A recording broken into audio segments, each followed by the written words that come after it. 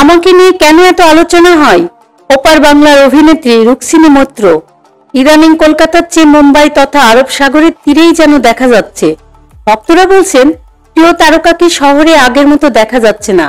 তবে সব জল্পনা উড়িয়ে দিয়ে আসন্ন সিনেমায় হাঁটি হাঁটি পা পায়ের প্রচারণায় এখন কলকাতাতেই ব্যস্ত সময় পার করছেন রুক্মিণী।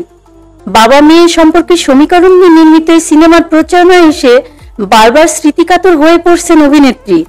2017 সালে বাবাকে হারিয়েছেন তিনি। সিনেমার গল্প যেন তাকে বারবার ফিরিয়ে নিয়ে যাচ্ছে বাবার স্মৃতিতে। মুম্বাই যাতায়াত নিয়ে চলা ফিসফাস প্রসঙ্গে এক সাক্ষাৎকারে রুক্মিণী বলেন, সবাই এখন আমার মুম্বাই যাতায়াত নিয়ে কথা বলছে, কিন্তু ছেলেবেলা থেকেই মায়ানগরীর সঙ্গে আমার গভীর সংযোগ। বাবা বলতেন পরীক্ষায় ভালো ফল করলে মুম্বাই নিয়ে গিয়ে মনের মতো জিনিস কিনে দেবেন।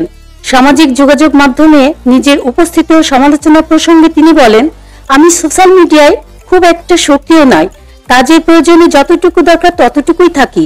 এরপরেও কেন এত সমালোচনা হয় তা আমার জানা নেই। বাবার মৃত্যুর পর মা মধুমিতা মৈত্রই ছিলেন রুক্মিণীর জগৎ। মা তাকে এবং ভাই রাহুলকে আগলে রেখেছেন বন্ধুর মতো। তবে নতুন সিনেমার গল্পটি রুক্মিণী ভাবিয়ে তুলেছে মায়ের একাকিত্ব নিয়ে। এই প্রসঙ্গে তিনি বলেন, আমরা অনেক সময় ভুলে যাই যে বাবা মা হওয়ার আগে তারাও মানুষ, তাদের নিজস্ব চাওয়া পাওয়া থাকে। সব কথা কি আর সন্তানদের সঙ্গে বলা যায়? তাদেরও সঙ্গীর প্রয়োজন হতে পারে। পরিচালক অর্ণব সিনেমার এই বিষয়টি তুলে ধরার চেষ্টা করেছেন। তার কথার মাঝে মাঝে ভাবি, আমার তো নিজস্ব জগৎ আছে, কাজ আছে, বন্ধুরা আছে, কিন্তু মায়ের হতে একা লাগে। সব কথা কি তিনি আমার সঙ্গে ভাগ করে নিতে পারবেন? বছরের শুরুটা হয়েছিল বিনোদিনী একটি নটির উপাখ্যান নিয়ে, আর শেষ হচ্ছে হাঁটি হাঁটি পাপা দিয়ে।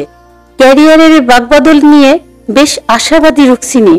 নেতিবাচক মন্তব্যকে পাত্তা দিতেই নারাজ অভিনেত্রী। সমালোচকদের উদ্দেশ্যে অভিনেত্রীর ভাষ্য, হাজারটা ভালো মন্দর ভিড়ে খারাপটাকেও কেন গুরুত্ব দেব? আমি ইতিবাচক দিকটাই দেখতে চাই। মনে রাখবেন, আমি মেয়ে হতে পারি কিন্তু বোকা নই।